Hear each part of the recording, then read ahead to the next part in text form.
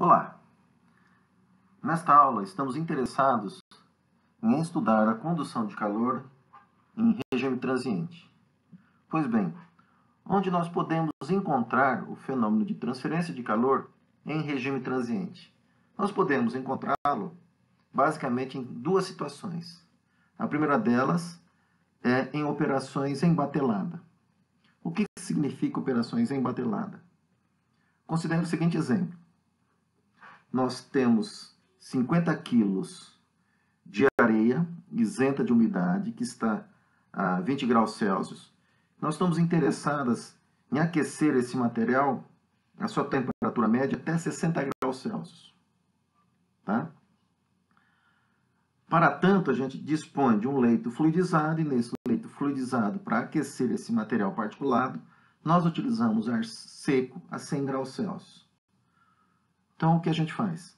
Nós acondicionamos esses 50 quilos de areia no leito fluidizado, sujeito a esse ar de aquecimento, e esperamos um tempo até que esse material particulado atinge 60 graus Celsius. Pois bem, ao atingi-lo, nesse tempo, nós retiramos esse material e acondicionamos um novo material cuja temperatura desse material vai estar a 20 graus Celsius.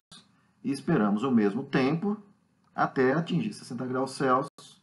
Retiramos e inserimos uma nova batelada. Tá certo? Pois bem, qual é a situação em regime em operação contínua? Nós iniciamos a primeira batelada, ou seja, pegamos nosso leito fluidizado, acondicionamos os 50 quilos de areia a 20 graus Celsius, damos início à fluidização utilizando ar seco a 100 graus Celsius, esperamos o tempo até que o material particulado atinja 60 graus Celsius. A partir de então, nós alimentamos o leito fluidizado, uma determinada vazão mássica de areia, e ao mesmo tempo nós descarregamos esse material particulado, de tal maneira que dá-se um processo contínuo. O estudo da condução térmica em regime permanente, em regime transiente, usualmente ele é abordado nas três coordenadas clássicas, retangulares, cilíndricas e esféricas.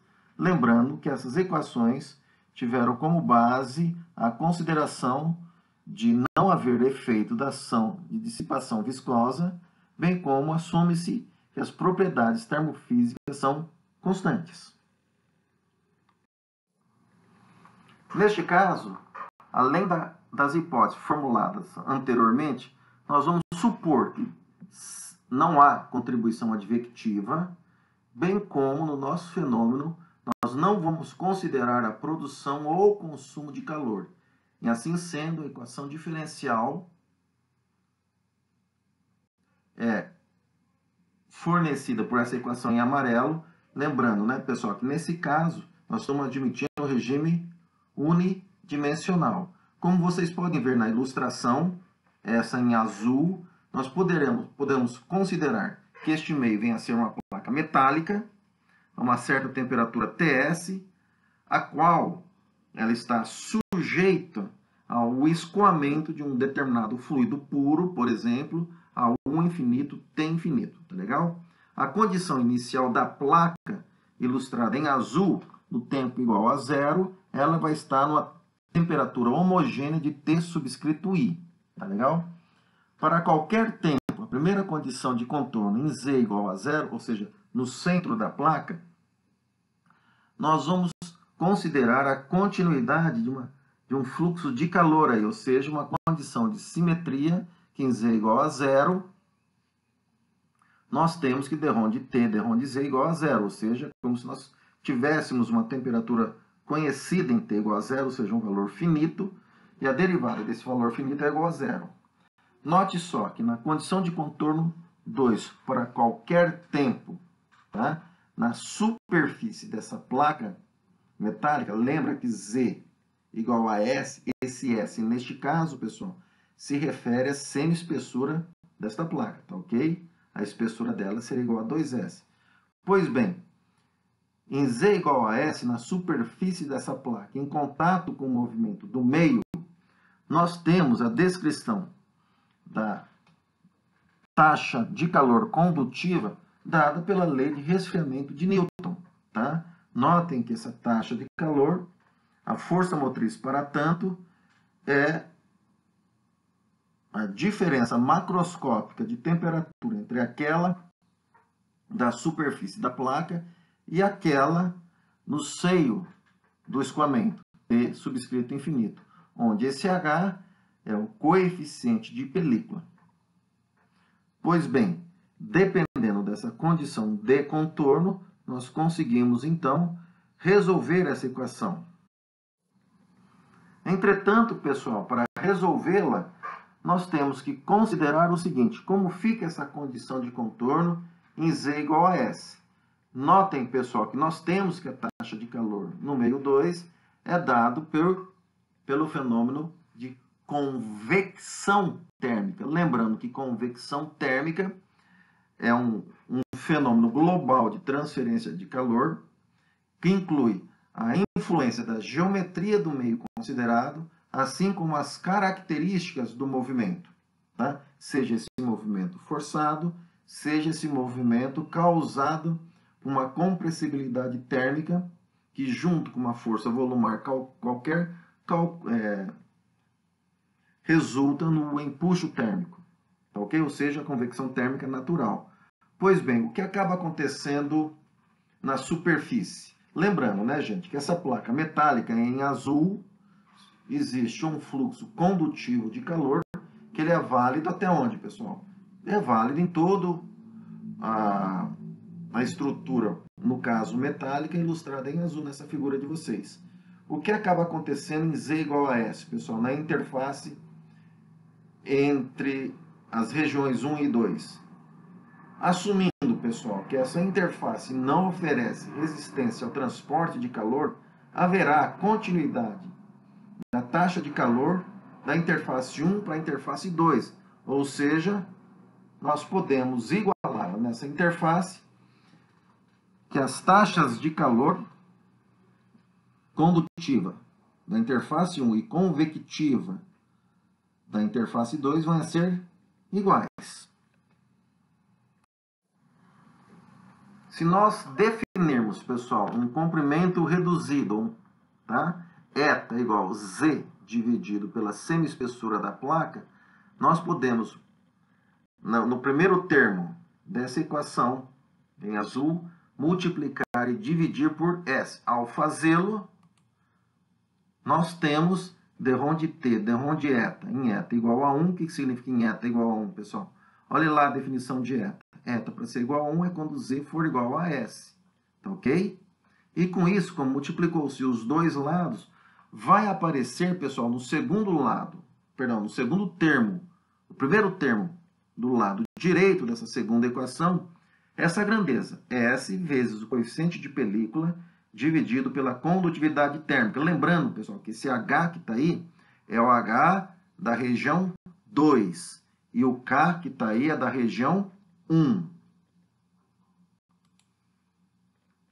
Com isso, pessoal, esse rapaz é o número de Biot, tá certo? E o que o número de Biot estabelece? Olha só, pessoal. S sobre K vem a ser a resistência à condução térmica no meio considerado, que no caso da placa plana. E 1 sobre H vai ser quem, pessoal? A resistência da convecção térmica externa ao meio onde o fenômeno está acontecendo. Tá? Quando Biot tende ao infinito, significa o quê, pessoal? Que a resistência externa, aquela decorrente da convecção máxima, ela não é importante. E a gente diz, então, que o controle da condução térmica dá-se devido ao mecanismo condutivo no meio considerado para o qual foi escrita a equação diferencial. Já Biot tendendo a zero, significa que a resistência externa, ou seja, a resistência do meio que circunda o meio considerado para a equação diferencial da difusão, perdão, da condução térmica é a mais importante. Disse que nesse caso existe o controle pela convecção externa. A título de curiosidade, Biot é esse rapazinho que está aí, é um cientista francês, é o Jean-Baptiste Biot, nasceu em 1774 e faleceu em 1862. Chama atenção pela data de nascimento dele, que é coincidente mais ou menos ao início da Revolução Industrial, ok? Pois bem, pessoal, com isso, com a definição do número de Biot, nós podemos escrever a equação diferencial da condução em regime transiente, pessoal, para uma placa plana infinita, né? Lembre-se que as hipóteses sem dissipação viscosa, propriedades termofísicas constantes, que mais, pessoal? Sem a produção de calor, assim como regime unidimensional, nesse caso unidimensional na direção Z, tá?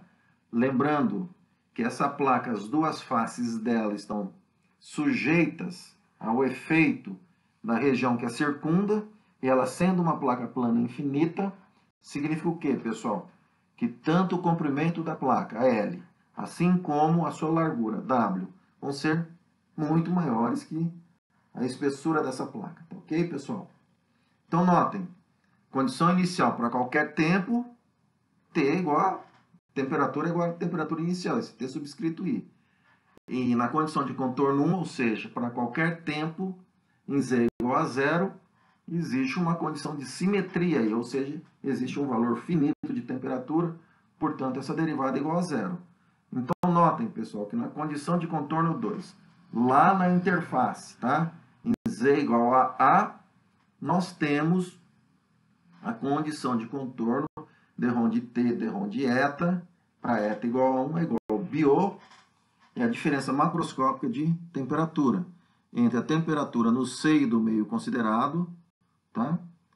Que meio considerado é esse, pessoal? Desculpe, é o meio 2, é o que circunda aquele meio para o qual foi proposta a equação diferencial em amarelo. E TS é a sua temperatura em Z igual a A. Lembrando que A é a semi-espessura da placa. Para o cilindro infinito, lembrando, pessoal, que cilindro infinito, o seu comprimento é muito maior do que o seu raio, tá legal? A equação diferencial com aquelas hipóteses formuladas para a placa plana infinita, mantendo-se as mesmas. Olhem só, gente, em T igual a zero, nós conhecemos a temperatura inicial deste corpo de prova, que ela vai ser homogênea em todo ele. E olha só, pessoal, limite de T, estou olhando na condição de contorno 1 para T igual a zero, tá ok? A segunda condição apresentada aí no slide. T é um valor finito para R igual a zero. Vocês podem perguntar, ora bolas, por que não aparece aquela derivada para R igual a zero, igual a zero? Essa condição, do modo como está aí, pessoal, tá? Ela oferece uma maior facilidade na hora da solução, tá, da equação diferencial. Tá? É muito mais uma questão algébrica, para facilitar a sua solução. Tá legal? E a condição de contorno 2, ou seja, em R, lá na superfície do cilindro, é a mesma condição de contorno. Olha só. d ρ de T, d ρ de eta, para eta igual a 1, Biot multiplicado pela diferença macroscópica de temperatura. O mesmo, pessoal, é dito para esfera, tá legal? Ressaltando sempre que essa condição de contorno 1, esse C.C.1 para qualquer tempo, esse valor finito é muito mais para auxiliar na resolução da equação diferencial, a solução dela analiticamente, tá ok, gente? Com isso, nós podemos adimensionalizar todas essas equações, pessoal, a partir do θ, onde θ é em função de eta, lembrando que eta é uma distância adimensional, tá? Onde esse eta é Z para a placa plana infinito, ou R minúsculo para ou cilindro infinito ou esfera, E o S que está aí, pessoal, na distância dimensional, eu estou olhando a segunda equação em amarelo embaixo do lado direito do slide, tá ok? Onde esse S é igual a A, atenção esse A, hein, pessoal? É a semi-espessura da placa plana, não é a espessura dela como um todo, hein? Ou ele é esse R, tá ok? Já o tempo adimensional, ele é dado pelo número de Fourier, tá certo? Olha só o número de Fourier. Alfa, quem que é alfa mesmo, pessoal? Difusividade térmica, cuja unidade é, por exemplo, metro quadrado por segundo. Nós temos o tempo e nós temos no denominador S ao quadrado, conforme foi mencionado há pouco para vocês. E esse Fourier é igualmente um João Batista, tá? João Batista José Fourier, ele foi um matemático de primeira grandeza, tá ok? Que contribuiu em várias áreas, incluindo na descrição de condução de calor. Observe também a data de nascimento dele, pessoal. A data de nascimento dele, 1768, coincide, assim como Biot, do nascimento da Revolução Industrial. Então, observem que a contribuição desse pessoal foi também motivada pela revolução, que não era só industrial, mas houve uma revolução filosófica, e isso impactou diversas ciências, tá? Incluindo ciências da natureza, como, por exemplo, biologia, impactou a matemática, a física e a própria química, tá ok? Pois bem, com isso, as equações de energia dimensionalizadas para placa plana infinita, esfera e cilindro infinito são os que estão apresentados aí para vocês, pessoal. Tá ok? Onde, nesse caso, olha só, a concentração, desculpem, pessoal, estou com transferência de massa na cabeça. Mas, enfim, a temperatura dimensional em termos da temperatura inicial, esse T subscrito I, e do TS. Olha só quem que é o TS, pessoal, lá na superfície do meio que está vendo a condução, tá ok? Ou seja, para a condição inicial, Fourier igual a zero significa o quê, pessoal? Que T, lá no numerador da equaçãozinha amarela, vai ser igual a T, portanto, θ é igual a zero. E as condições de contorno são essas que estão apresentadas aí, pessoal. Na interface considerada, a condição de contorno, essa primeira enhachura em azul, é válida para as três geometrias. Já a condição de simetria para θ igual a zero, ou seja, no centro do corpo, para a placa plana infinita, essa segunda equação, e já para esfera e cilindro infinito, essa última equação.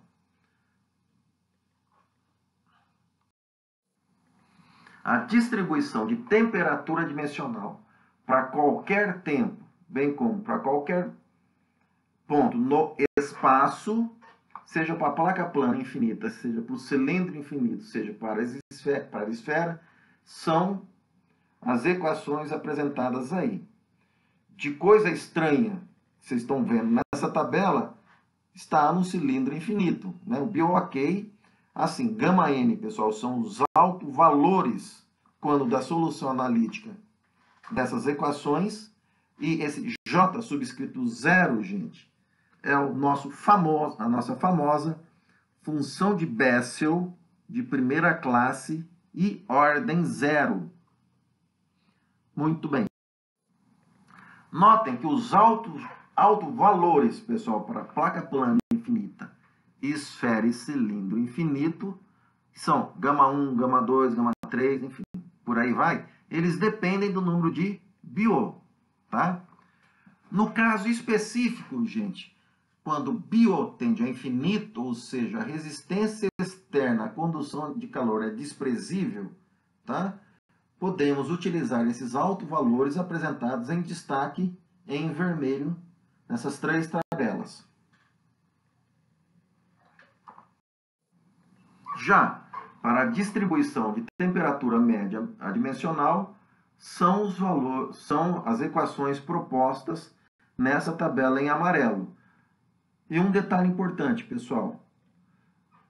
Para que a gente possa trabalhar sempre com o primeiro termo dessas tabelas, tá? O critério é calcular o número de Fourier e verificar se o seu valor é igual a 0,2. Tá legal?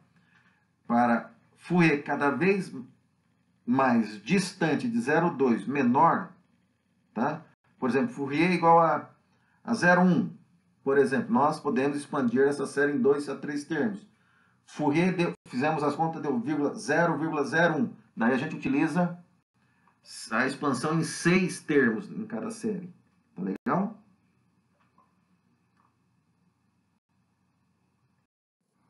Com isso, podemos apresentar o seguinte exemplo de aplicação.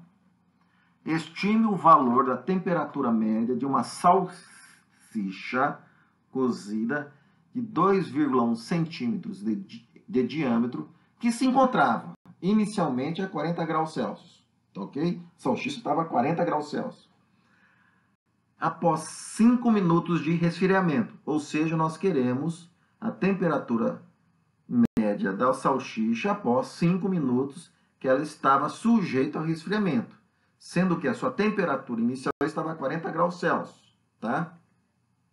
Sabe-se que neste tempo, tá? Ou seja, nos 5 minutos, a temperatura de sua superfície atingiu 20 graus Celsius, tá legal?